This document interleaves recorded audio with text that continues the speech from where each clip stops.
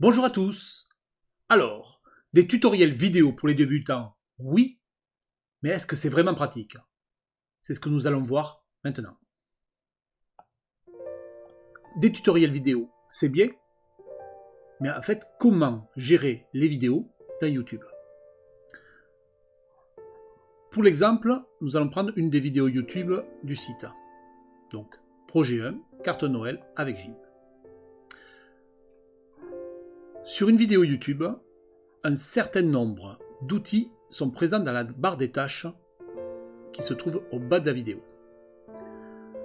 On va voir un à un ces outils et on va voir en quoi ils peuvent être pratiques.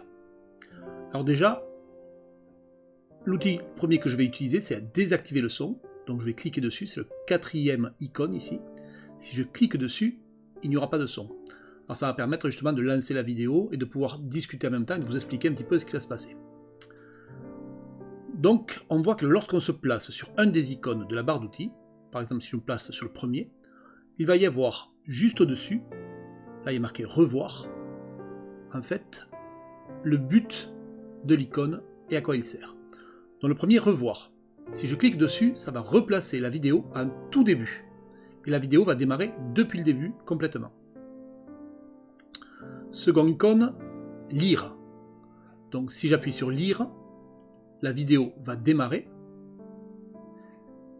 Et du coup, le triangle qui était l'icône pour lire se transforme en double barre. Et donc ça, c'est l'icône qui va indiquer la pause. Alors c'est ça qui va être particulièrement intéressant dans une vidéo. C'est-à-dire qu'à n'importe quel moment d'une vidéo, on va pouvoir appuyer sur pause. Ça va donc se mettre en arrêt. Ça peut nous donner le temps de noter, le temps de réfléchir à ce qui vient d'être dit. Troisième icône, alors c'est passer à la vidéo suivante. Donc là, il va passer tout seul à la vidéo suivante dans la playlist. Désactiver le son, dont on a vu tout à l'heure qu'en fait, le fait d'appuyer ici, désactiver ou activer le son.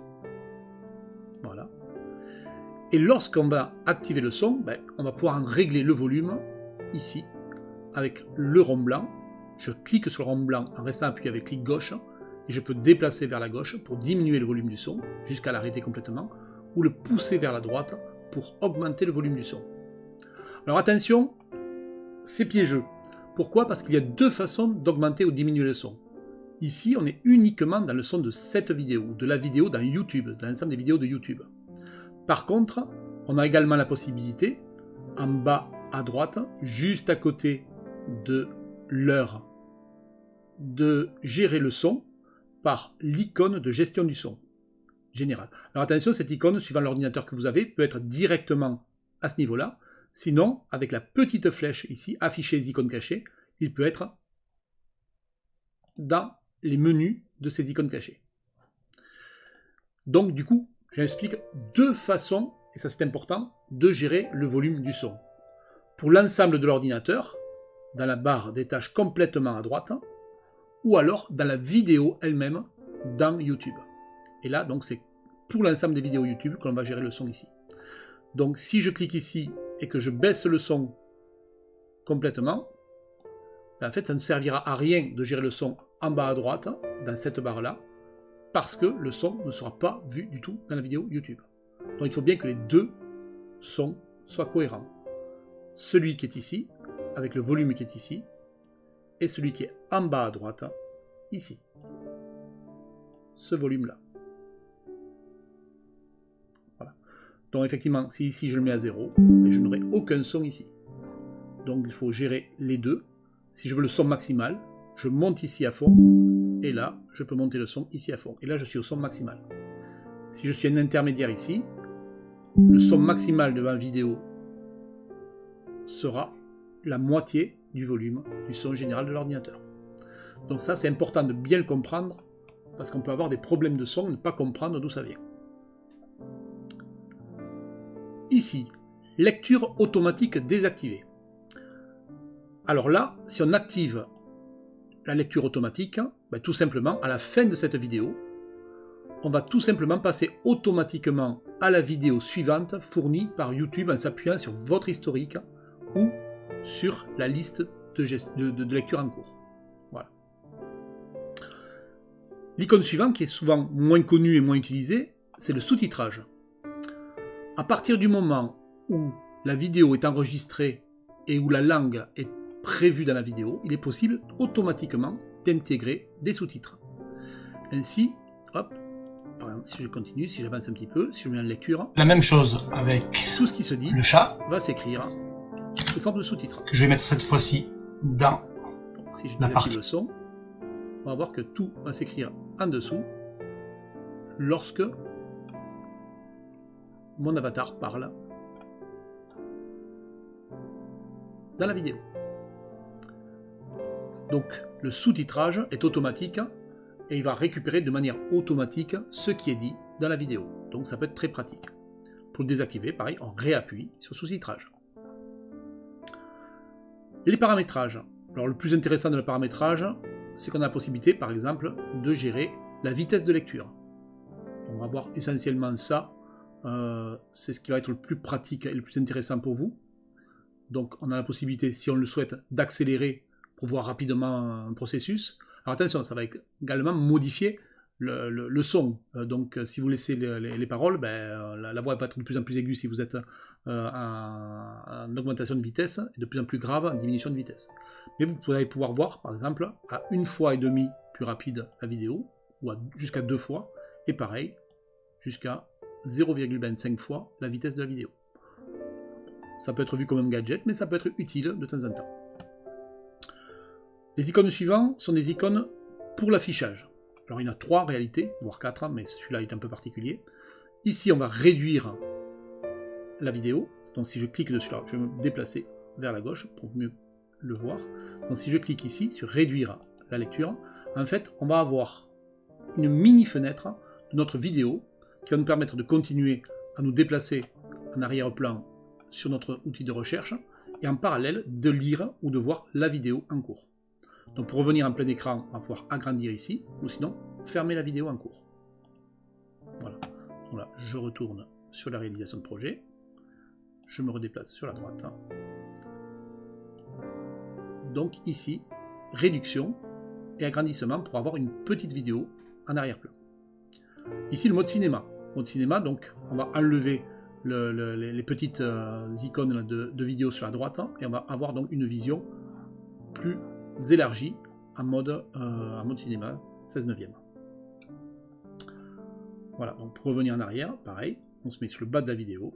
Alors vous avez vu effectivement que quand on ne clique pas ou on clique ailleurs, cette barre peut disparaître. Pour la faire réapparaître, il suffit de descendre avec la souris sur la partie basse de la vidéo et elle apparaît automatiquement.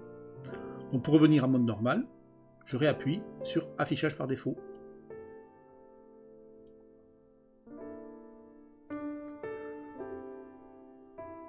Cette icône-là, c'est ce qu'on appelle le broadcast. En fait, c'est le fait d'envoyer cette vidéo vers un téléviseur ou n'importe quel équipement capable de gérer le broadcast. Par exemple, ça peut être aussi des petits Google Home, ça peut être donc une tablette, ça peut être un ordinateur ou ça peut être un écran de télévision s'il est équipé en fait de cette technologie de broadcast. Alors comment ça marche? Tout simplement, vous allez pouvoir cliquer sur l'icône et il va voir dans votre entourage s'il y a un élément. Là ici par exemple, couloir Josette, c'est un Google Home. Donc en fait, je pourrais très bien envoyer dans cette vidéo sur ce Google Home. Vous allez avoir ici la liste des broadcasts possibles. Donc si votre téléviseur a le broadcast est allumé, vous allez pouvoir voir votre téléviseur à cet endroit-là, cliquer dessus et envoyer cette vidéo directement sur le téléviseur. Dernier point, le plein écran. Donc là, la vidéo, effectivement, là, on la voit en petit. Si on veut passer en plein écran, je clique ici, et la vidéo va prendre la totalité de l'écran. Si à un moment donné, vous êtes embêté et que vous voulez revenir donc, à la taille normale, vous appuyez sur la touche Échappe, qui va immédiatement vous ramener à une taille normale. Donc je récapitule rapidement. On repart au début de la vidéo, paf. On passe en mode lecture. La vidéo est en train de se lire. On veut arrêter, on met en pause. Ça, c'est si on peut passer à la vidéo suivante. On peut mettre le son ou l'enlever à ce niveau-là.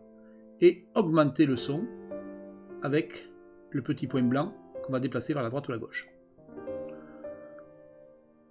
Le plein écran, c'est ici. J'appuie dessus, je suis en plein écran, je veux ressortir, je fais échappe. Autre possibilité, je suis en plein écran, hop, je vais déplacer mon avatar. Vous pouvez rappuyer sur l'icône dont les flèches ont changé de sens pour quitter le mode plein écran.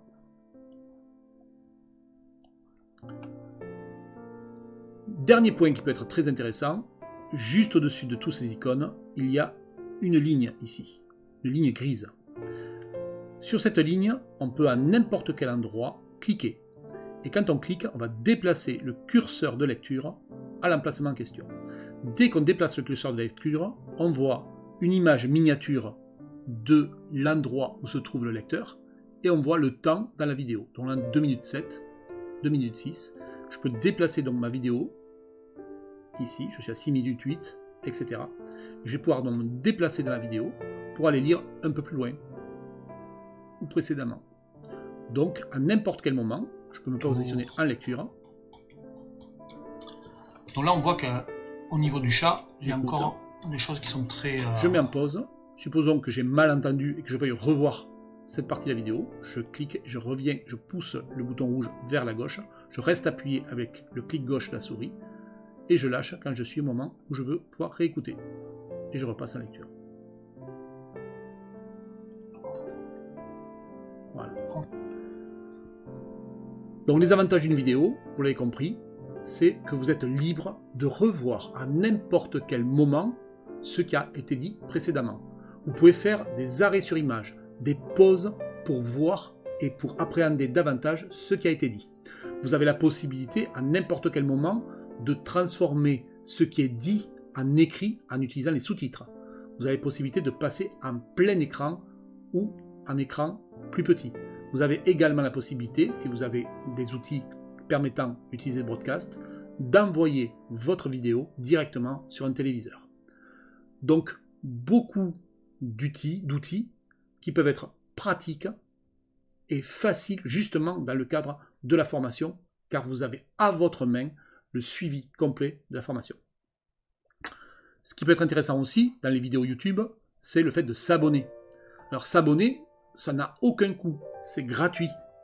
Cela va juste permettre à la chaîne, puisqu'on parle de chaîne dans YouTube, à la chaîne YouTube d'avoir plus d'informations sur les personnes qui sont intéressées par les vidéos. Donc ça donne des indications à la personne qui réalise les vidéos. Mais ça va également vous permettre d'être informé de manière automatique des nouvelles vidéos qui arrivent et des nouvelles sorties. Donc ça peut être intéressant parce que sinon vous allez être en permanence en train de chercher, tiens, est-ce que je vais trouver une vidéo sur ceci, sur cela? Mais en fait là vous allez pouvoir être informé sur une vidéo et sur un thème que vous appréciez en particulier. Donc c'est l'intérêt de l'abonnement. Donc pour s'abonner, c'est tout bête, hein. Vous cliquez sur les icônes s'abonner, comme ici là par exemple si vous voulez vous abonner à la chaîne Prexidan. Et dans tous les cas de figure, c'est bénéfique pour vous et pour la chaîne. Si vous voulez aller sur la chaîne Prexi en direct, vous pouvez également le taper directement à ce niveau-là.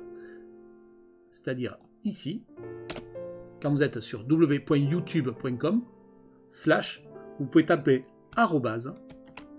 @Prexy, Preixy. Si vous faites ça et que vous validez, vous vous retrouvez directement sur la chaîne Prexidan. Là, ce qui va vous intéresser en particulier, c'est la partie playlist.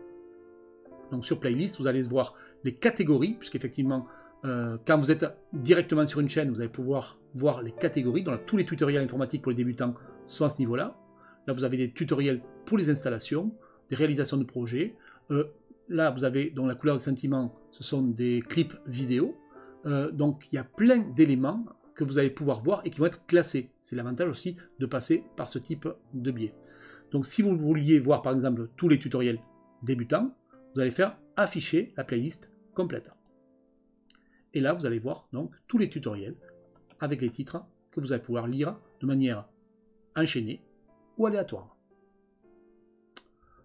Voilà, à vous de jouer maintenant.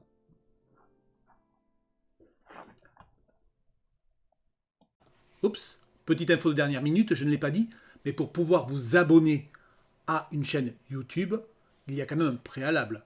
Il faut que vous soyez connecté sur YouTube, que vous ayez un compte YouTube. C'est gratuit, ça ne nécessite aucune complication, il suffit de vous connecter et de saisir les éléments qui vous sont demandés pour ouvrir votre compte YouTube. C'est gratuit, c'est libre et ça vous offre l'opportunité d'avoir des historiques, etc. Maintenant, je vous laisse pour de vrai. À bientôt!